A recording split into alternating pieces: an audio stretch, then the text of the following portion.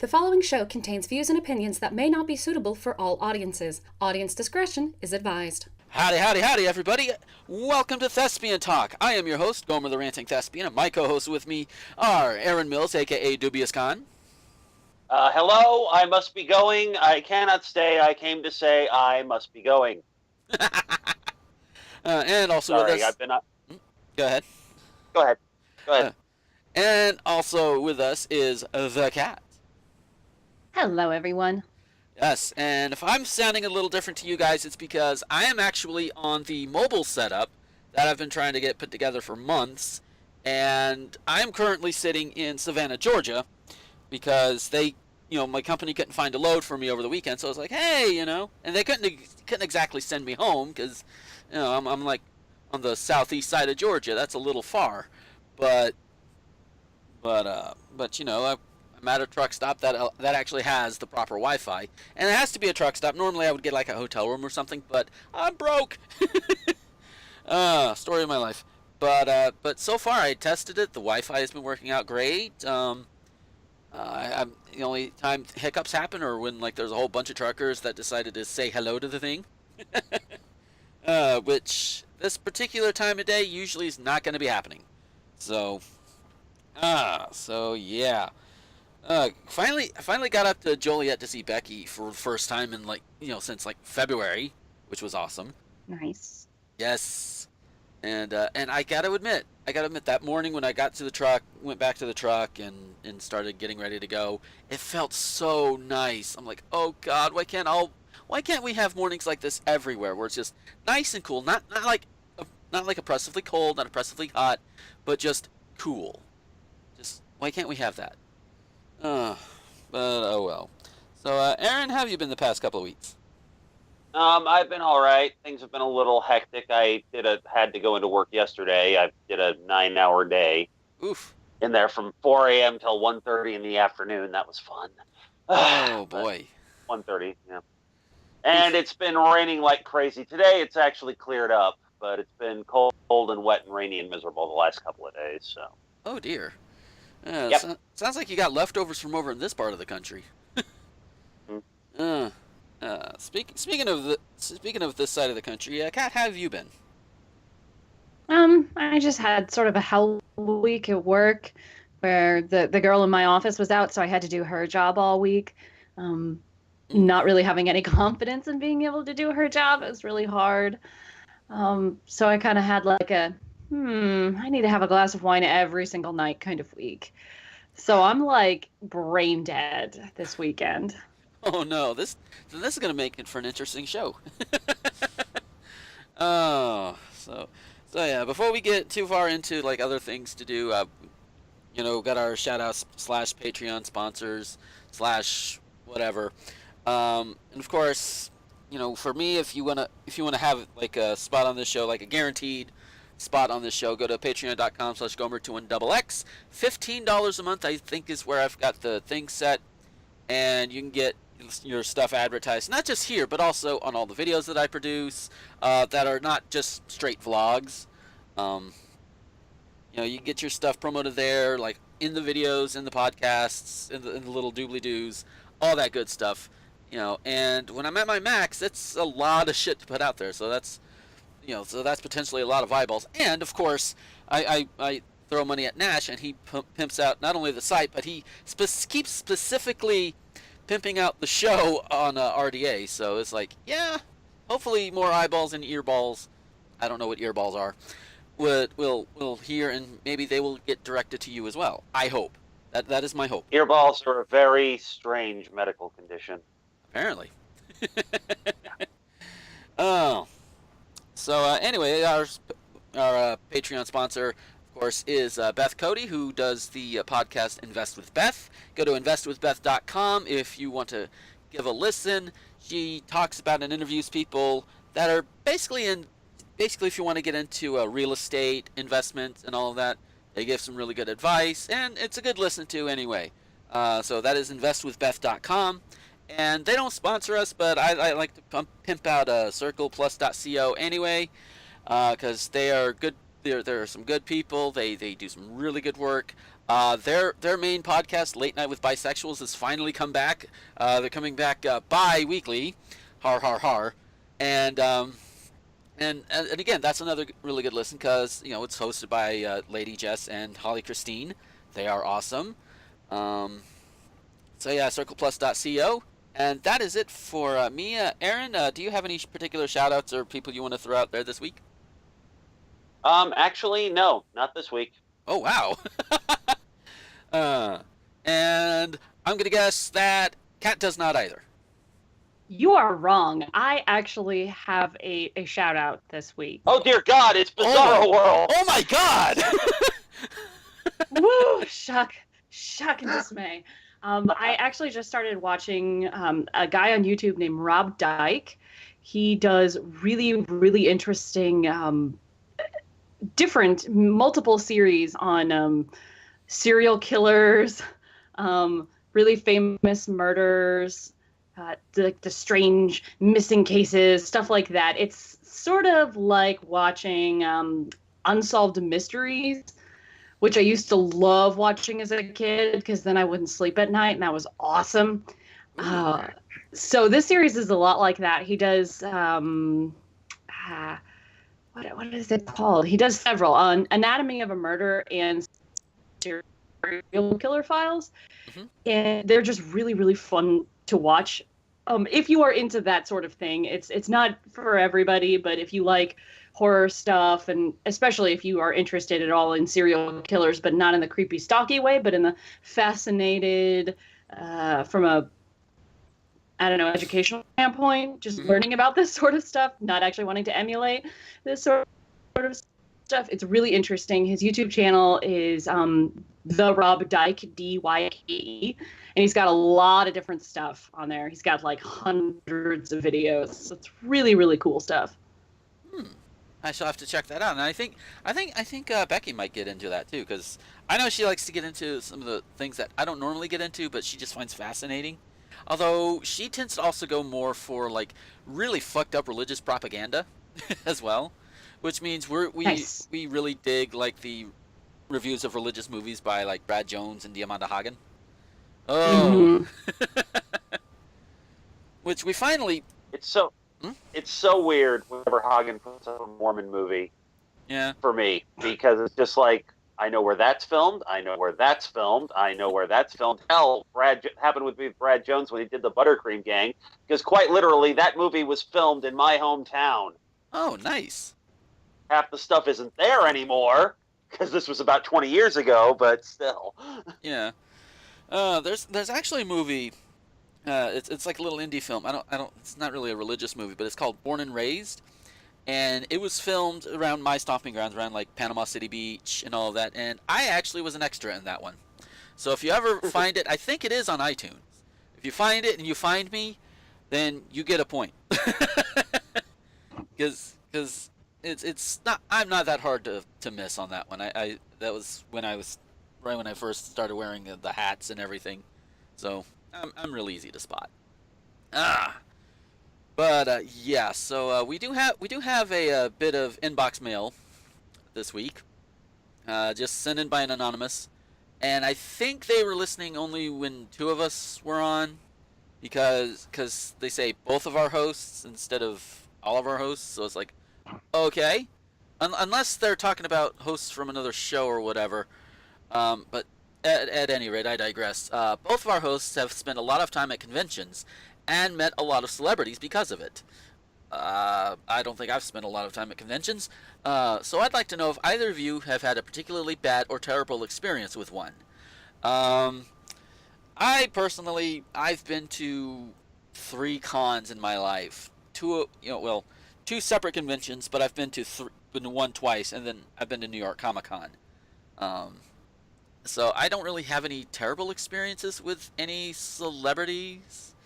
I had a good one, like last MagFest I went to. I did some stuff with John St. John during that whole panel. Oh my God! The audition for the worst movie ever, which is John on. St. John is amazing. He is, and it is on YouTube. You do see me up there, and I'm wearing the overcoat and everything, and I actually want a DVD of Space Chimps, which I have not seen, but I've heard it's bad. But it also has a sequel, which just makes me think, wait, this thing has a horrible reputation, has a sequel. Okay.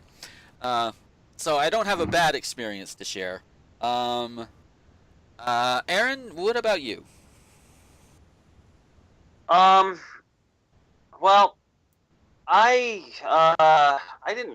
never really had a bad experience with a celebrity per se, but a few years ago when Salt Lake Comic-Con was doing its first of its two major events, again, to clarify, in case you haven't heard before, Salt Lake Comic-Con actually happens twice a year. There's Salt Lake Comic-Con proper in September, and there's Salt Lake Comic-Con Fan Experience, which happens generally around April. At the first Salt Lake Comic-Con Fan Experience, I got media credentials and managed to go talk to a couple of people. You can see those interviews up on my YouTube page, youtube.com/DubiousKhan. I have interviews with Mickey Dolenz of the Monkees and also with Cassandra Peterson, a.k.a. Elvira, Mistress of the Dark. Nice. Yeah.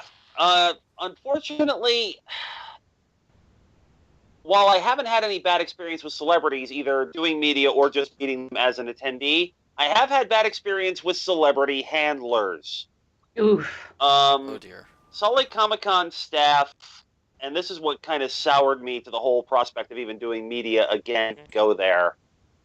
When it came to the celebrity handlers outside of the press event that they held to begin with, if you were trying to get an interview with them, because they only gave us like an hour, and there were like 14 celebrities there and literally 200 various media coverage in there. But once that press event was over, like, the staff would just treat you like crap if you weren't within like a legit newspaper or a legit like TV station or something like that. All the internet people were getting treated like crap. We're talking like really not just little one-man operations like me. I'm talking like podcasts that have been around forever and specialize in this kind of thing. Wow. So a lot of them, one was just rude to me and said, "No, they're not here for you. They're here to make money." And I was like, "Wow, great. Thanks, pal. That's good. Thanks. That's yeah. I hope to God you don't say that to the people who are bigger than I am." Yeah. Although, Damn, that's cold. yeah. In fact, apparently that led. I guess from what I've seen, because I've looked at a couple of the. Because when I went to Salt Lake Comic Con, I noticed that over by the celebrity booths there were big signs that said "No press." So apparently there were probably enough complaints that they had to clarify exactly what was appropriate and what wasn't. Damn. But yeah. Whew. Oh man. So yeah, I decided to let Kat handle this one last because I know you've got like plenty of con experience, and I'm pretty sure you have at least one horror story or two. Let's see, for guests, I will try not to name too many names of American anime voice actors, just because I still work with these people. So let's see. I can tell you I worked with a voice actress at a smaller anime con that was in Louisiana. And this particular voice actress had a friend who lived in Louisiana. And she decided to skip out on her last event of Saturday night and drive for like 2 hours to go to New Orleans, get shit-faced, and drive back in the morning, and then missed like all of her Sunday stuff because she was so hungover. Ooh. And ouch. This is the same voice actress who also does less than savory things. One of the things about doing having guests is that if they want, you give them a daily amount of money for food and drink, and anything else that they want to charge to their hotel, they have to put down their own credit card for. So if they want to watch, a shit ton of porn or order a bunch of room service, then that's on them. And this particular voice actress also on multiple occasions put down a bunch of charges on the room at the convention's expense instead of at her own expense. Oh, wow. So that was nice. I will straight up name drop Vic Mignogna, though, because I did handle Vic Mignogna, and he's sort of notorious among conventions for being, delicately put, high maintenance. He has a lot more needs than other people, primarily because he has been severely burned before, where he's had handlers who have given out his phone number, like his personal phone number and stuff. He's also the kind of person who will get mobbed by fangirls. So he needs a little more care and attention, and I usually get the more high maintenance guests. And he is not just high maintenance. He is a diva. He does you can give him money and he'll do like little videos for you that you can get for people for like birthday presents and stuff. You can just be like, hey, send a birthday message to my niece or something like that. And while I was his handler, I had to film like 10 videos for him. I had to sell his prints and his CDs. I carried around stuff for him. Like, holy crap. It was like the handler experience. It was like beyond a normal handler experience. It was crazy. Plus, taking him out to eat was absurd. Same convention, different year in Louisiana. Louisiana has really good food. You guys have no idea. It's so good. And everywhere that he went, he ordered he had to have 10 things changed out on his meal. It was like, I want this, but I want this on the side, and I want to substitute out this for this. And so he would order 5 extra things on his meal, and then he would eat almost none of it. What the hell? Holy crap, it made me so angry. I don't know, it's such good food, and then he would order just tons of it and then not eat most of it. And then, he wasn't going to take it back to the hotel room or anything. Oh, so wasteful. Especially because I had to pick up the tab and then go get reimbursed. Ooh. So I'm putting a bunch of money on my card of stuff he didn't even eat. Oh my God, that's so crazy. He was at least take it back to the hotel room. That way, if you take it back there and you end up forgetting it, odds are, odds are you'll probably put it in a little mini fridge if they have one, and it stays cool. And then if midnight snack, or even if you forget it, at least you tried, Yeah. I have had, let's see, I'm trying to think of some other nasty guests, but generally I get really good guests. Most of the guests I've worked with have been fantastic. I did work Wizard World for 3 years, and those are where the big celebrities are. Mm-hmm. And I never really had a bad experience with any of them. Eliza Dushku. And it's not what she said, but just the way that she said it. Eliza Dushku is she's one of those people who's really picky about how she gets her photograph taken. And if you go to Wizard World or any of the big Comic Cons, a lot of times they'll say no photographs. And there'll be a sign around there, the autograph booth that says no photographs. But nobody gives a shit if it says that. You have to have somebody enforcing it, saying, no, you can't take photographs here. I'm going to stand in front of you until you leave.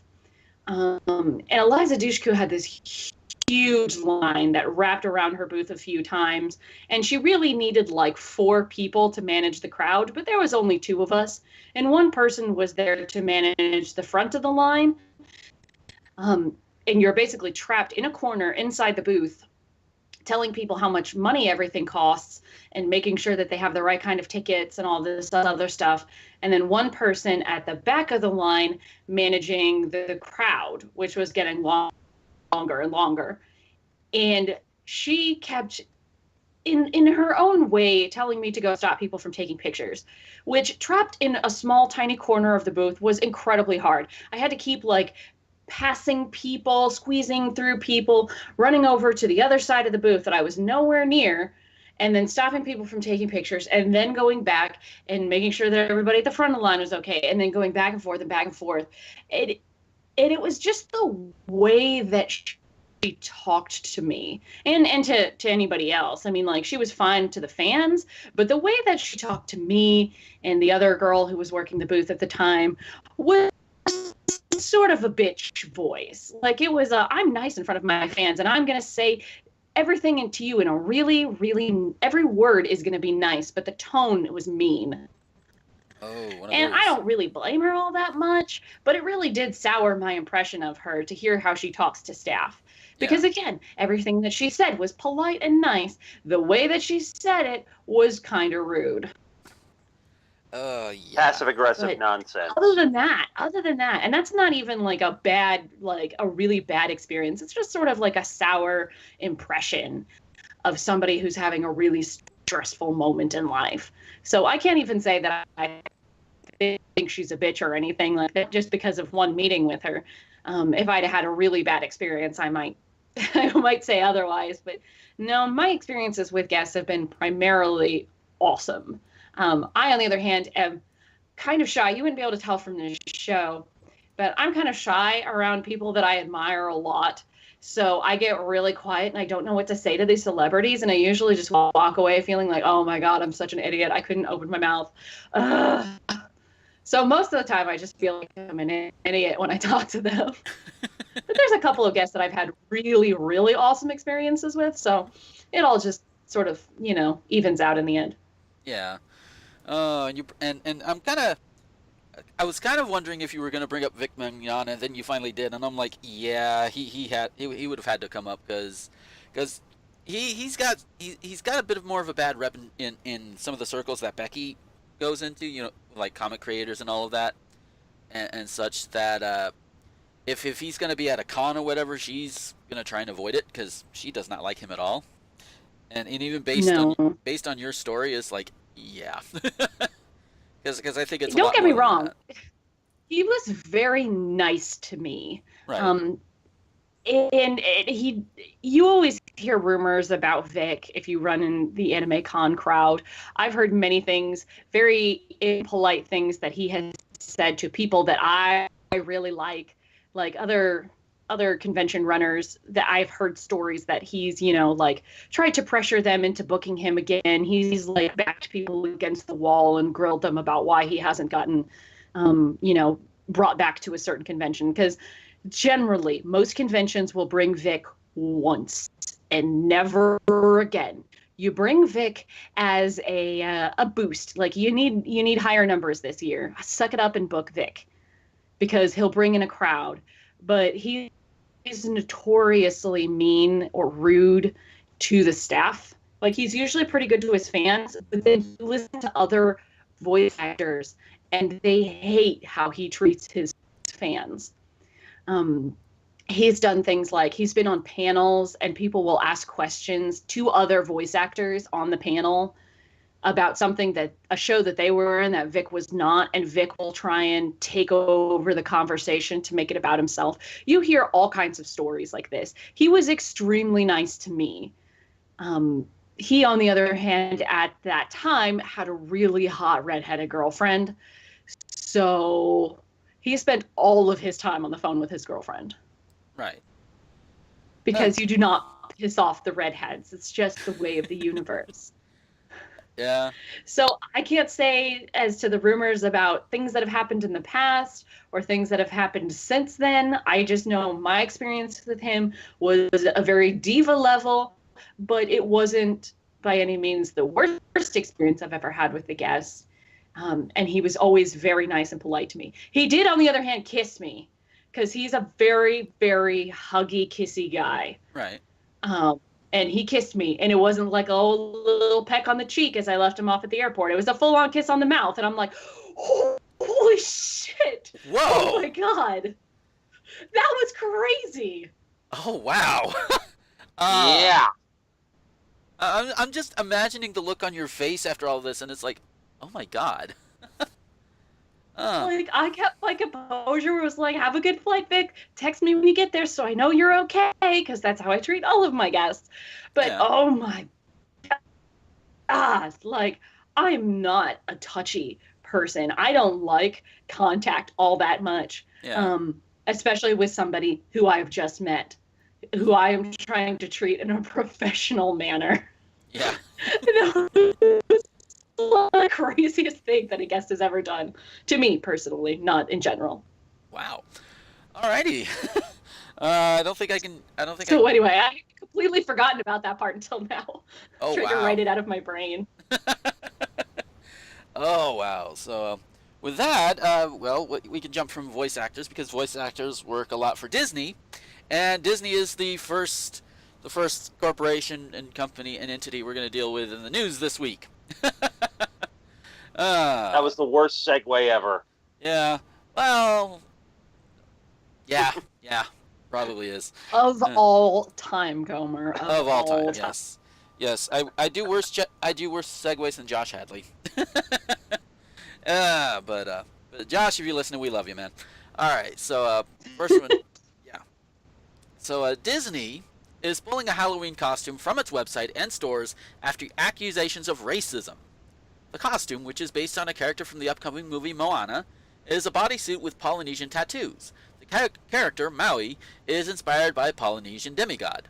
In Moana, due out in November, the titular character, played by, I'm going to butcher this, but I'm going to give it a shot, Louis Caravalho, a native Hawaiian, follows a teen who meets the muscled Maui, played by Dwayne "The Rock" Johnson, on a journey through the Pacific. CNN reports that Disney has issued an apology for the costume. The team behind Moana has taken great care to respect the cultures of the Pacific Islands that inspired the film, and we regret that the Maui costume has offended some, the company said in a statement. On September 18th, Chelsea Haunai Fairchild, a YouTube user who is of Polynesian and Hawaiian heritage, posted a video criticizing the costume as racist. Though she called a movie celebrating a Polynesian character long overdue, she said she was livid when she saw the costume, which she called creepy and disgusting. I've actually seen pictures of the costume. The costume, it's something. You're literally letting children pretend to be Polynesian, she said. It's basically putting the skin of another, they say expletive, I'm thinking fucking race, on your children, and telling your children that this is okay. That you can pretend to be another fucking race for Halloween. I know Disney's in ass covering mode right now on this one. I can understand that, but it's not like they've not had costumes of non-white Disney characters where little girls or little boys can dress up as before, have they? I mean, I'm pretty sure they've had, characters from like at least Pocahontas, Aladdin, where they're not the main characters are not white. Well, at least halfway in Pocahontas' case. But they stopped costumes. By the same token, for the most part, what those are actual costumes and clothes. We're just talking the actual clothes of the character. Right. In this case, we're talking, something, and I haven't seen the costume, but I'm imagining it's something like those sumo suits that you see. Yeah. Every so often. Yeah. I'm imagining it's something like that, so I can see the point. Now, speaking as a former Disney employee who has seen the way things work from the inside, let me make the point that Disney is a huge corporation. People like to complain about Disney as a company, and that's fine. The problem is that you really have no idea the bureaucratic nightmare that exists between divisions. So Walt Disney Feature Animation, who is producing Moana, has most likely gone out of their way to be respectful and preserve the Polynesian heritage. Disney's marketing department, on the other hand, has no goddamn shame. So if you're wondering how this could have possibly gotten approved, that's why. Once again, one department not talking to another department and the ensuing backlash. Yeah, that seems to happen with larger companies, whether the size of Disney or even some larger trucking companies.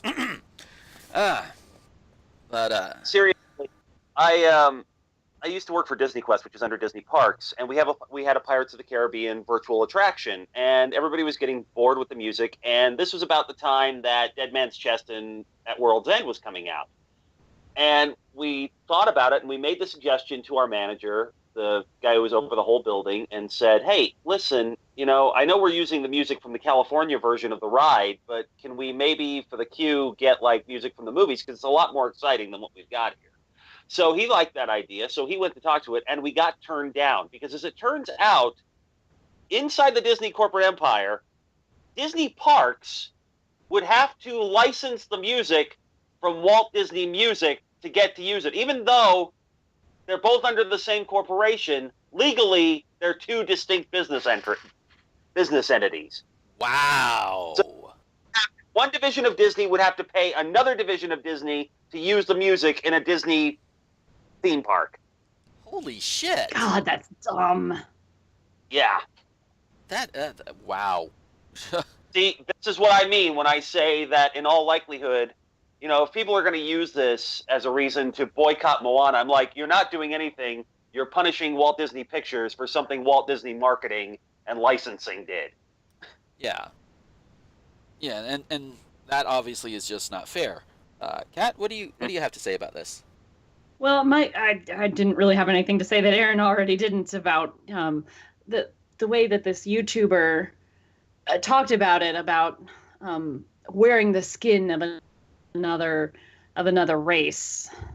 Yeah, the way that sounds really creepy. But Disney has always had costumes for people of other countries and other races. Mulan, Jasmine, etc., etc. The costumes have always been there, but to have like a full skin suit, when you just say skin suit, it already makes you kind of eked out about it. Like, I don't want to have any part about that. That sounds gross. Yeah, it's kind of weird. I can see why they did it.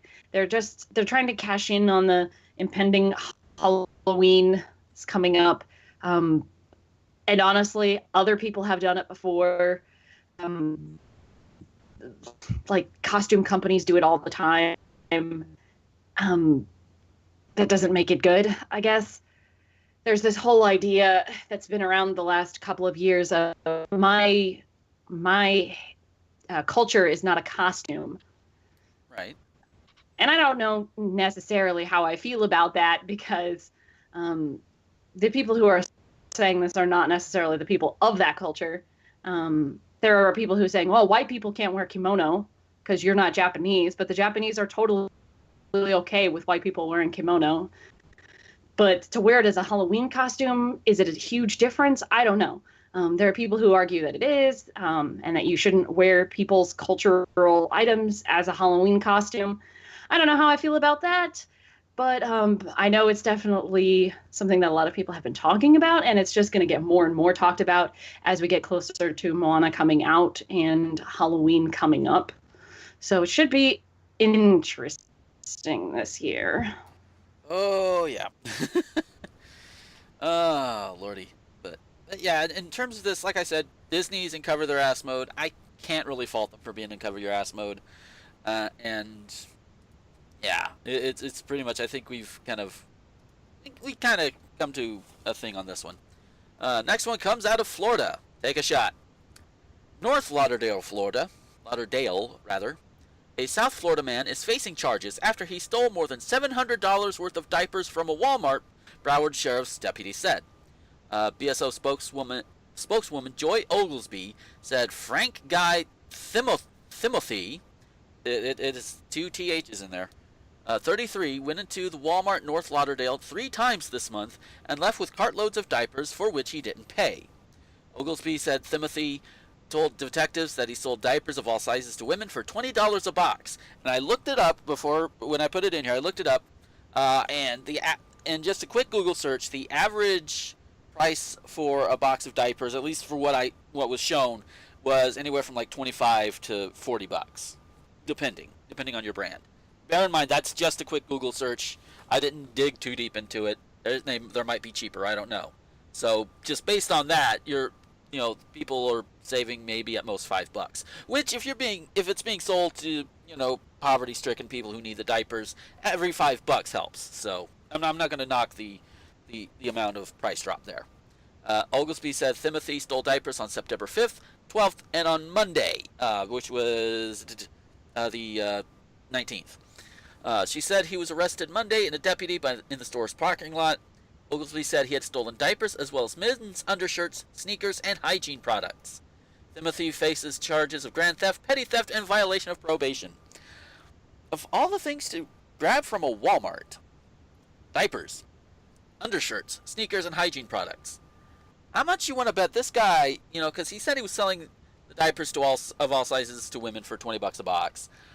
He might have been selling the other stuff too. And if if my just little bit of research was more accurate, selling them cheaper than even Walmart would sell them. You know, he's, Mhm. you know, I mean, yeah, he's taking from Walmart. Well, granted, Walmart as a whole could afford it, but the problem is when Walmart feels like it's losing money, it doesn't take from the top to try and cover that. It always takes from the bottom. You know, like in workers' wages, cutting hours, yada yada yada yada. You know, so that's where the Mhm. problem is there.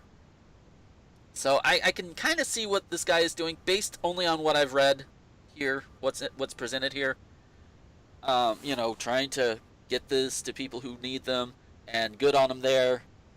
I just, yeah, I just, you know, there's got to be a better way to do it. Erin, what do you think? Um, it's not surprising, honestly. What I'm really confused about is why it took the third attempt from the same store for them to bust this guy. It's Florida. It's South Florida. It's like, okay, the first time, yeah, he probably got away with it. The second time, you would think they would have been kind of suspicious. I don't know. It's just, why 3 times? I mean, admittedly, it sounds like he was going in there every week. It said, what, the 5th, the 12th, and the 19th? That's once a week. That's every week. Mhm. So, I don't know. It's just like, I can see what he's doing and why he took that stuff, because if you can get that stuff and sell it for cheap, I don't know. Cheaper than you can get it from Walmart, that's fine. But, yeah, Yeah. Yeah, I've also. See, this is one of those stories that I'm not sure what to make of it, because it's weird, but it's understandable. Yeah, definitely. although I've also heard, well, you were bringing up, bringing up the number of times from the same Walmart. I remember friends telling me that it is hilariously easy. I don't know how easy it is anymore, because this was like about 10 years ago.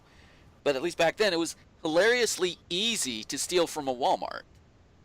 And you could get away with it, because, you just have to do the thing here, thing there. I was not privy, but I can probably figure it out if I really, really want to. And I'm not going to say that here, because I don't want people going out and doing that. But yeah, apparently, hilariously easy, as this guy has apparently shown. It takes them 3 tries. I can confirm from many years of retail that it is hilariously easy to steal from certain retail locations, because retailers have a lot of rules about who you are and are not allowed to stop at the door, because retailers don't want to risk getting sued. So, like, at least in my many years at Best Buy, you weren't even allowed to grab somebody. Like, you couldn't touch them. You could not physically put a hand on them, because they might try and sue you for assault or something stupid like that. And while they would undoubtedly lose, it was the cost of the lawsuit compared to the cost of what they're taking. And it, like, corporate always goes, yeah, it's not worth it. Just fucking let them go. Yeah. Now, whether or not the customers know that is up for grabs, because I have seen a security person at a Best Buy, I will not say which, physically grab a guy who's about to steal a television, grab him by his shirt, tell him to put the fucking television down and never fucking come back here again, or he's going to kick his ass. Oh, damn. Which, if a manager had seen, he would have been fired on the spot.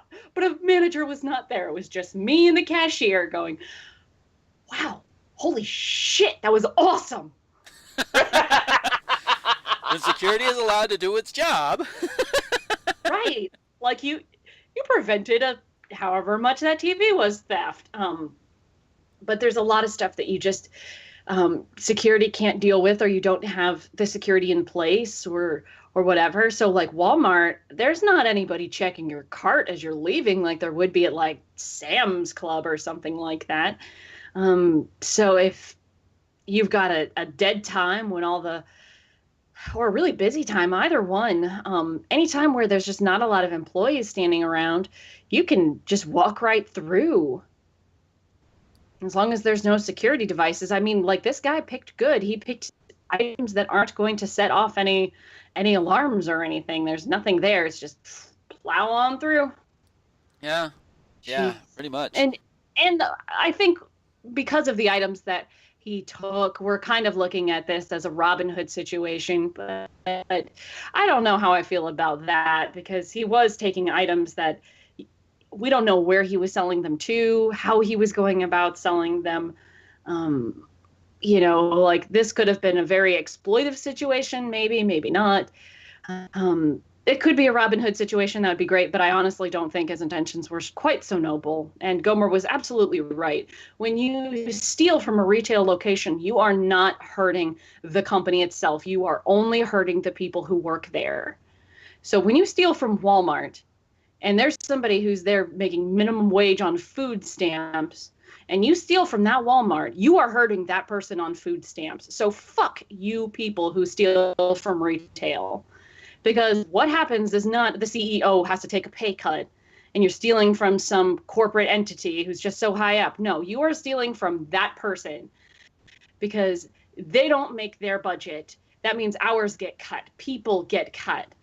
That store doesn't make money. They don't get bonuses. They don't make money. The employees are the ones who suffer. And if you think it's not suffering enough to work at Walmart, Jesus. Yeah, go at least push carts for Walmart for about 5 or 6 months. Yeah. Go deal with the people of Walmart, and then tell me they don't deserve every dollar that they work, because Jesus Christ. Working in retail is so hard. And my last job in retail, working for Best Buy, was dealing very specifically. I saw every single dollar of theft. I've dealt with the theft of the store, like, from the monetary standpoint, and how much you get budgeted versus how much you actually end up taking out of the system due to theft. And it's staggering amounts of money, not necessarily from my store, but as a whole, because I was very strict about stuff. So I refused to let anything happen with theft in my store as much as we could. But just to see it, we would see things like theft rings come through, and you realize, okay, well, we did our security procedures correctly, and we caught these people trying to steal from us, but this other store lost, $1,000 worth of, 5 headphones or something, and then they hit up this other store, and you're realizing they're getting away with thousands upon thousands of dollars that they didn't earn, taking money out of your pocket. It's pretty fucking insane. Yeah, pretty much. So you know what else is insane? This next news story. Out of Hudson, Colorado. A Colorado woman claims her dog tried to stab her, and she has the wound to prove it. No, really. Mia is a beautiful, energetic dog, just more than a year old. She's lovable. She'll kill you with kindness, says Linda Haynes, the dog's owner. Or in this case, she may try with a knife. By the way, that is all the article's writing. That is not me. Everybody has had quite a laugh about it, Haynes said. Your dog tried to stab you and you're laughing? I've been in law enforcement a long time, and I've always said you can't make this stuff up, said Deputy Zach Johnson with the Marshal Service. Haynes said Mia... I don't get the feeling that I'm sorry, I just hear that phrase and I'm like, that's like, if people are playing bingo to these kind of shows, like our show, or What the Fuck is Wrong with You, or What the Fuck, if they're playing bingo to that phrase just ought to be a square on there. You can't make this stuff up. That would be a free square, I think. Or it could be. Could definitely be a free square. Haynes said Mia, tall enough to reach the kitchen counter, picked up a freshly sharpened knife. The blade was sticking outward and downward, Haynes said. Thames tempted Mia with treats to drop the knife. Mia wanted those treats, but not at the cost of her new toy. When Mia went over to eat the treat, she ran the knife across my arm and cut a big old gash about 4 inches long, Haynes said. Suspecting domestic violence, staff at Platte Valley Medical called the town of Hudson's Marshal Service. Dispatch said... Wait a minute. Wait. Okay. They said, woman calls, goes to the hospital to get looked at, says her dog stabbed her, and they think domestic violence. Well... That is certainly more believable. Yeah. True. It's like, just imagine this from the perspective of the hospital. It's like, okay, yeah, so what happened? Oh, my dog stabbed me. Wait, Are you seriously? sure? Are you sure? Yeah, I'm fine. Yeah, you sure? You know, is there anything you want to tell me? Because I can get the police over it. No, my dog stabbed me. Okay. Yeah, police. And this one, I cut myself shaving, and I ran into the doorknob, and I fell in the shower, and my dog cut me. Yeah. Oh God, that's great. Yeah. When dispatch said that there was a person who was stabbed by a dog, I had to make sure I heard that correctly, and of course, my initial thought was, what's really going on here, Johnson said. So it's not just the hospital staff, it's the cops, too. After lots of questions, deputies settled on Mia, but she's not talking. Well, no shit. Obviously, we're not charging Mia with anything because she's a dog, Johnson said. As for Well, Haynes... Oh my God, a cop using common sense! Yes! Can't believe they didn't shoot the dog. I know, right? As for Haynes, I'm still bleeding through my bandages. There's no nerve damage. She just needs time to heal and find a really good hiding place for her knives. She even pulls them out of the knife block. Anything for me to chase her, she'll do it, Haynes said. Police have officially listed the case as a suspicious incident. Okay. No. You know, again, weird, but understandable. Yeah. Pulls them out of the I think that's our show title this week. Weird, but understandable. Yes. Oh, lordy. This is like the dog ate my homework for grown-ups. The dog stabbed me with a kitchen knife. Oh, yeah. This is like the rough draft of He Had It Coming from Chicago, and then the dog ran in. Then I ran into the dog's knife. I ran into the dog's knife 12 times. Yes. And Oh my God. the thing that's getting me is she even pulls them out of the knife block as though this has happened before. Not necessarily the stabbing, but the dog getting the knife has happened before. What? The dog Stick. must be like stick. the dog must be like a lab or something, because in my kitchen we've got the knife block on a counter, so my guess is that the dog's got to be tall enough to stand on her hind legs and get at it. Oh yeah. Oh wow. But yeah. Oh wow. Just dogs, man. Oh. Freaking dogs, man! They're everywhere, and they're getting knives. They're plotting a takeover, man. Yes. Oh lordy. All right. So Be nothing but Is this giving why them aliens won't talk to us? I think so. So our last news story comes out of Drummond's, Tennessee. A dispute between neighbors led one man to take heavy machinery to his neighbor's home and destroy it, according to Tipton County Sheriff's Department. Incident happened Sunday The incident happened Sunday in Drummond's, Tennessee. I actually got this from one of our listeners who sent it in, and he sent it in like last week, so it's a little bit over a week old. Deputies started receiving calls from that area Friday regarding a neighbor that fired multiple shots into the woods. Deputies talked to the neighbor, John Higden, 48, who said there were multiple people hiding in and running from the woods that were wearing ghillie suits, G-H-I-L-L-I-E. Ghillie, correct. I have friends in the military. That's how it's pronounced. Okay. That's a new one on me. Higden told deputies that he fired shots into the woods at the people wearing the ghillie suits.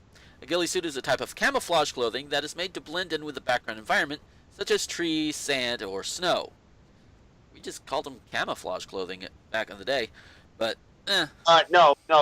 Ghillie suit specifically is designed one step above camouflage in that it's not just the coloring; it's also textured to look like. Oh. Like stuff for trees, there's like fake leaves and crap all over it and stuff like that. Oh, okay.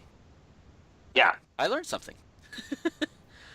Deputies checked the area and found no evidence of anyone in the woods. Well, apparently the ghillie suits are doing their job. If they were still there.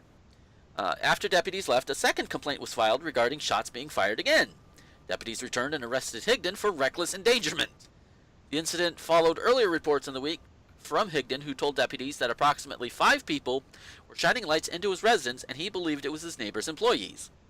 The next day, after Higden had been arrested, a neighbor called the sheriff's office and said they could see and hear a large piece of orange equipment bulldozing down their neighbor's home. Deputies went to the area and found Higden's home had been destroyed. The detectives found an orange backhoe at a neighbor's house. The neighbor, a 57-year-old Edgar Dallas McClellan, was arrested for aggravated criminal trespassing and felony vandalism. Sammy Higden, John Higden's brother, said he doesn't know why McClellan would want to do something like that to his brother. He said the two were not into a feud, contrary to what deputies said. Don't know why. Never had a beef with him. No explanation, Sammy Higden said. Sammy Higden is now forced to live in a camper next to where his home once stood. It's the end result of a feud Tipton County investigators said got out of control. No shit. This man over here decides to come over here at 2 o'clock in the morning with a bulldozer, a tractor, and starts pushing the house down, Sammy said. He run the tractor through both bedrooms where the bed sits, John Higden said. I still don't know what to believe. Sammy Higden said he just wants to know why. He said he has never seen anyone get angry and just push someone's house down. Both of the men are now free on bond and are awaiting their court date in Tipton County General Sessions Court. Detectives are continuing to investigate, and according to Sheriff J.T. Pancho Chumley, they expect additional charges to be filed. Well, I would expect so, especially since McClellan, I don't know what prompted him to bulldoze the guy's house. Maybe it was the guy calling the cops. Maybe he was one of the guys that was, in the ghillie suits, and he just got tired of having the cops called on him. Which begs the question, why was he in the ghillie suits and heckling this guy to begin with? So many questions. Most importantly... Go ahead. Go ahead, finish what you're saying. I'm still trying to put my thoughts together. Go ahead. Yeah. Most importantly, where did the leap go from, trolling to destroy a man's home and all his shit? Where did that leap come from? Okay, so here's my theory. Mm-hmm. Take it for what it's worth. I wanted to specify that I am speculating based on what's in this article. Right. So Higden sounds to me from the various reports that he's getting that he's a very paranoid individual. I'm willing to bet there were no guys in ghillie suits running around in the woods back behind his house, and nor were there people shining lights into his house.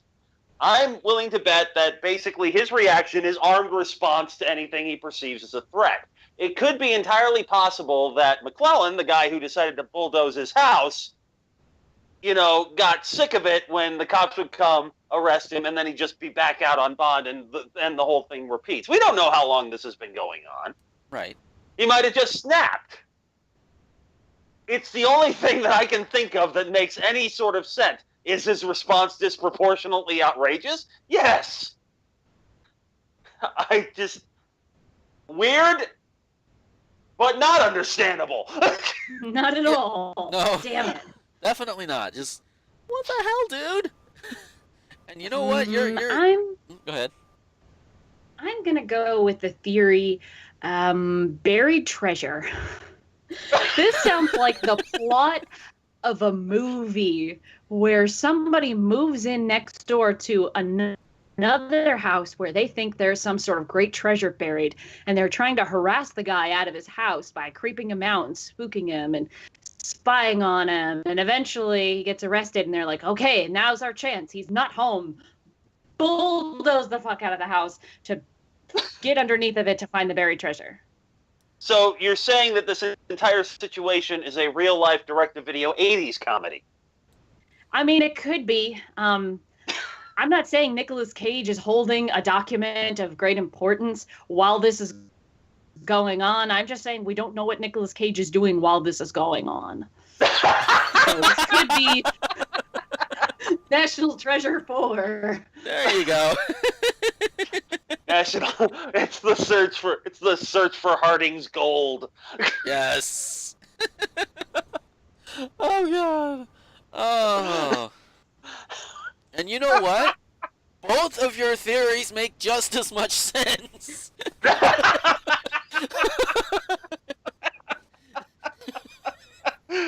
Oh god.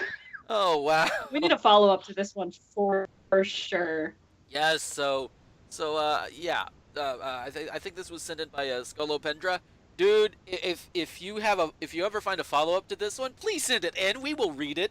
We will talk about it on the air. We need to Read the know. shit out of that. Yes. We need to Mine know. and mine. Is this whose theory's right? Is it mine or is it Cat's? I sincerely hope it's Cat's. Yeah. Because that would be the more awesome one, for sure. I needed to know about Nicolas Cage's involvement in this. Yes. Nicolas Cage, where were you? Oh, with that is our last. Well, you see, I was in Barbados at the time, and I was in a bar with Robert Downey Jr. and Kiefer Sutherland, and we were doing shots off this extremely smoking hot waitress. And I don't know where I'm going with that. The worst Nicolas Cage impression ever. It's okay. I don't think I could do much better. So. Oh, but with that, we are gonna get out of here for this week. Wow, the time seemed to have really flown by.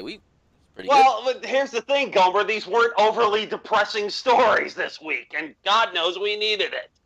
This is true. This is true, especially with election season picking up. I'm not going to say much about it in itself, other than on theissues.org. If you're still not sure who you want to vote for, that's in the doobly-doo. That's going to stay in the doobly-doo. That's been in the doobly-doo for the past few months. I won't get into that. But what I will get into is a little bit of last-second housekeeping. If you catch this show on iTunes, you'll notice that finally all the iTunes stuff is working again. And it should have right now, I think, like the first 25 episodes dating from back 2010 to whenever it was, and then some of the more recent episodes that have been put up, to include this one once I get it up there. And that's because I finally got the show up on SoundCloud, and it is great. It is amazing, and got all those links fixed up and everything. And in fact, every show I end up putting up on SoundCloud, if you're the type who wants to just go through the site and scroll through all of those, you can get the MP3s directly on the site as well, because, well, the SoundCloud files are up there as well. So, SoundCloud links, whatever they're called. Like I said, the first 25 are up. A lot of the more recent ones are up there.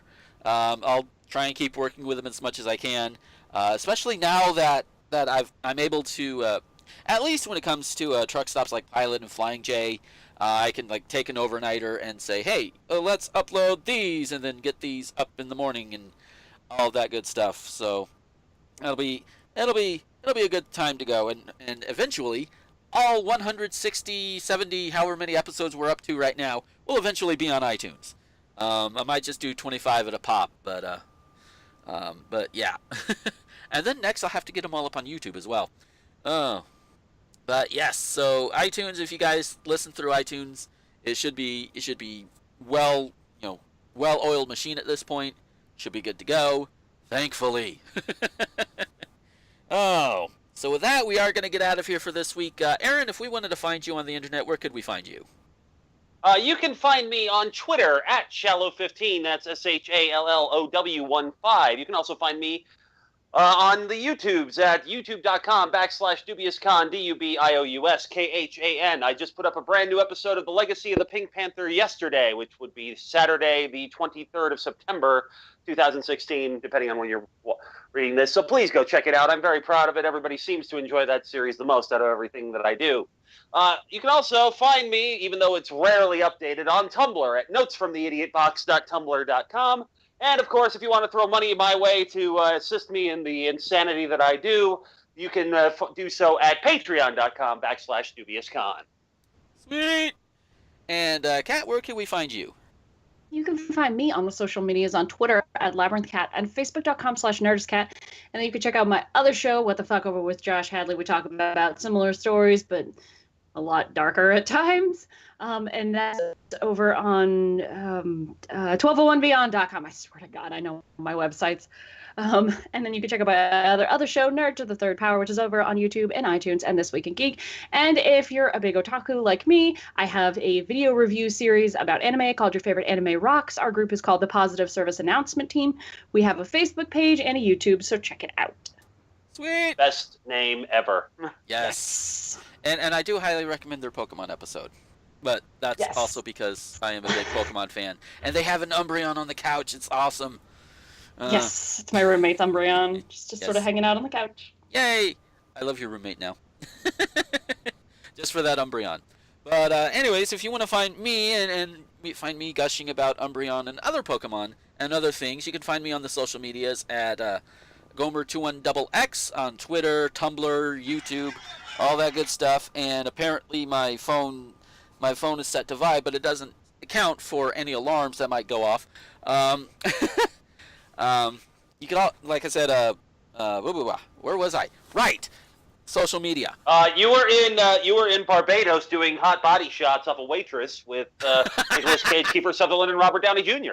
Apparently, that's where my brain went. Oh. But I do have a Facebook fan page, Gomer Ranting Thespian, over on Facebook. Like I said, this show can also be found on SoundCloud. Just look up Thespian Talk, and of course that also extends to iTunes.